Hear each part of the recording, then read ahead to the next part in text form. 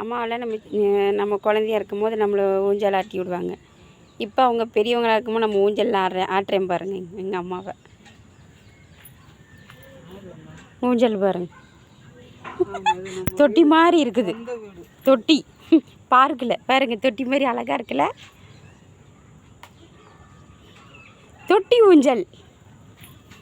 தொட்டி ஊஞ்சல் ஆடினோம்னா மேட்டூர் டேம் வாங்க.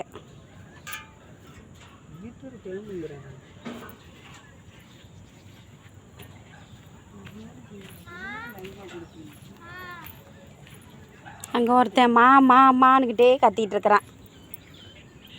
என்னன்னு பார்த்தீங்கன்னா, அவனுக்கு ஊஞ்சல் ஆட்டி விடணுமாமா. அதனால் அவனுக்கு ஊஞ்சல் ஆட்டி விட போகிறேன்.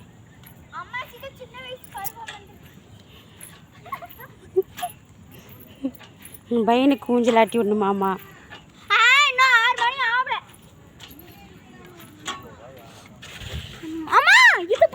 இதை பிடிக்காதீங்க.